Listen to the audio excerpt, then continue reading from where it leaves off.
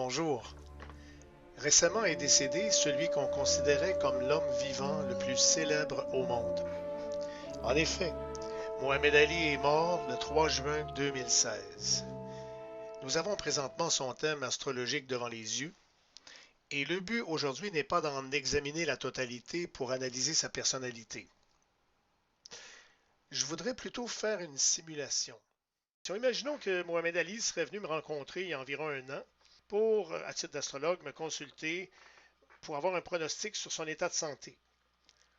Alors, j'examine ce qu'on appelle les transits, les passages des planètes dans le ciel par rapport aux planètes natales. Pour simplifier les choses, pour les besoins de la démonstration, on va ajuster un peu l'environnement.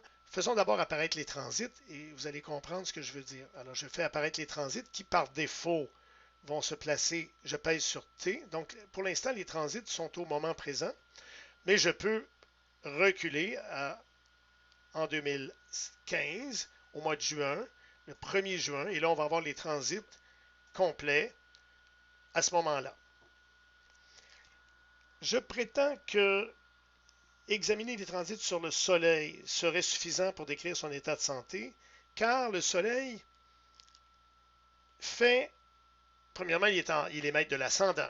Deuxièmement, il est en maison 6. Troisièmement, en plus d'opposition à Pluton, ce qu'on remarque ici, c'est qu'il fait en haut deux trigones à Saturne et Uranus et en bas un trigone à Neptune, ce qui ne semble pas poser de problème.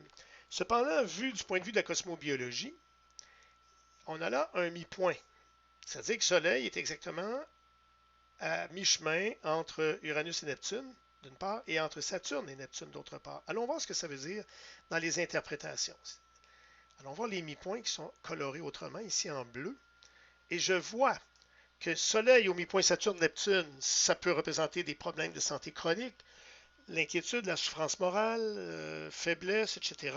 Ce qui est assez surprenant quand on pense à un athlète de sa trempe, mais il y avait cette fragilité, et on l'a vu, à 42 ans, il était affligé d'une maladie chronique, la maladie de Parkinson. Remarquez également qu'il y a, tout de suite en dessous, Soleil, Uranus, Neptune, faiblesse, fragilité, influençabilité, et même épilepsie, qui est une maladie aussi neurologique. Donc, c'est sûr que le Soleil nous suffirait. Pour ça, on va modifier l'environnement. On va aller dans les outils, dans les préférences, et dans la première colonne, ça représente l'anneau intérieur, qui est le thème natal, et la deuxième colonne représente l'anneau extérieur, qui représente les transits. Je vais décocher toutes les planètes et je ne vais conserver que le Soleil. Donc, pour simplifier les choses, on va regarder les transits uniquement sur le Soleil, symbole de vitalité. Deuxièmement, les transits, je vais enlever la Lune, les petites planètes rapides, Mercure, Vénus. Je vais enlever les planètes rapides et conserver Jupiter, Saturne, Uranus, Neptune, Pluton, les planètes lentes. Et je vais remettre à titre de trigger ou de déclencheur Mars et Soleil. Il faut que j'enlève évidemment l'ascendant et le milieu du ciel. Donc, ça y est, c'est parti. Maintenant, on voit que tout ça s'est épuré et il ne reste plus dans le thème natal que le Soleil et à l'extérieur, les planètes qu'on vient d'écrire. Maintenant, il y a un autre outil, un outil d'animation qui va nous permettre de voir en bouger les transits. On va y aller par incrément d'une semaine et on va démarrer et on va s'arrêter quand il va se passer quelque chose. Alors, je démarre et je suis déjà... Là, ce qu'on voit actuellement, c'est un sesquicarré de Mars.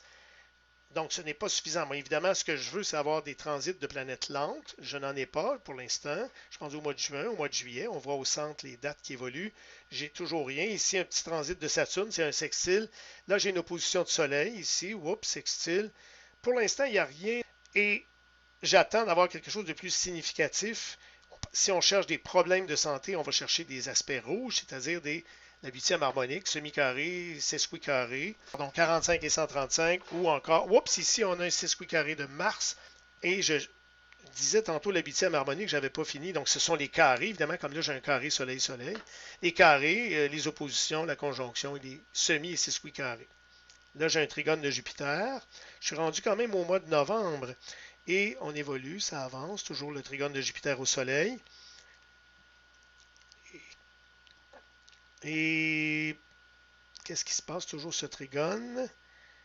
Et là, oups, là, il vient de se passer quelque chose de très important.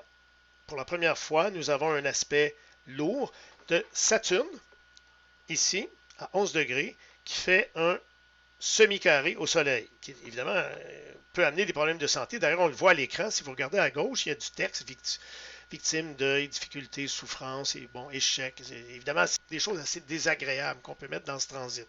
Voyons si on ne peut pas aller renforcer ce transit, si ça ne va pas s'alourdir encore. Je démarre dans l'automatique, ici. Et bon, Saturne fait toujours. Je suis rendu au mois de janvier. Et ça tourne, ça tourne. Moi, le transit de Saturne maintenant est dépassé. Il est rendu à 14 degrés. Est-ce qu'il y a quelque chose qui s'en vient? Pour l'instant, toujours rien. On est rendu au mois de février. Un sextile de Mars au Soleil. Toujours rien, toujours rien. Attention. Neptune, regardez Neptune ici. Quand il va arriver à 11 degrés, il va faire un semi-carré croissant ici au Soleil et c'est parti. Donc, est-ce que Saturne, qui est rétrograde, va revenir à 11 degrés? Et on va avoir simultanément Saturne et Neptune qui vont faire un aspect. Ici, c'est toujours Neptune. Oups, ça y est. Saturne qui fait un semi-carré au Soleil et Neptune qui fait aussi un semi-carré au Soleil simultanément. Ils sont en carré dans le ciel. Il manque seulement le trigger. Il manque seulement le... Mais on est déjà dépassé. Je pense qu'on l'a sauté. Regardez ce qu'on va faire. On va se mettre avec des incréments plus courts, c'est-à-dire des jours, et on va reculer manuellement. Et on a sauté, parce qu'il y a eu ce transit-là, regardez, il est toujours là, il est toujours là, il est en orbe. Je signale que je travaille avec des orbes de 1.3. Je recule. Oups. Et on va avoir un trigger. Ça nous prend un trigger rouge de Soleil ou de Mars. Je recule. Attention. Et on va voir. Et voilà le trigger. Voyez-vous la position du Soleil ici à 12 degrés qui fait un sesquicarré de 135 degrés au Soleil. Donc le Soleil reçoit trois aspects. Un aspect de Neptune, un aspect de Saturne et en même temps le déclencheur, le trigger du Soleil. Et tout ça le 2 juin à 24 heures de son décès. Donc c'est ça, on voit que la condition de sa santé s'était extrêmement détériorée. On le voit très bien du point de vue astrologique. Ce qui est absolument étonnant du point de vue astrologique, c'est que le Soleil, le ciel actuel, reproduit une structure assez semblable à ce qu'il y avait dans le natal, qui était relié à son problème de santé. En effet, on a vu tout à l'heure que le Soleil était au mi-point par deux trigones, précisément aux mêmes planètes, c'est-à-dire Saturne et Neptune, et ça représente souvent la maladie chronique. Eh bien, dans le ciel, s'est reproduit la même configuration, puisque le Soleil, actuellement, est au mi-point du transit Saturne-Neptune. Donc, on a exactement la même, regardez la description ici, les mêmes choses que tout à l'heure. Faiblesse, fragilité, perte, maladie, dépression, inquiétude, renoncement, somatisation, souffrance morale, trouble émotionnel. Donc, c'est vraiment un transit de problèmes de santé et de dépression. En définitive, ce qui est assez impressionnant, c'est de constater que le 2 juin, exactement, se produisait parmi tous les aspects et parmi toutes les journées que nous avons considérées, sûrement la configuration transitante sur le Soleil la plus pesante. Voilà, cette présentation est relativement classique parce que l'horloge qui tourne comme ça, c'est un peu comme nos doigts qui parcourent les éphémérides. On peut travailler autrement et j'aurai le plaisir de vous faire la présentation d'un autre outil prévisionnel de Mastro dans un futur rapproché. En attendant, j'espère que cette courte présentation vous a plu et à très bientôt.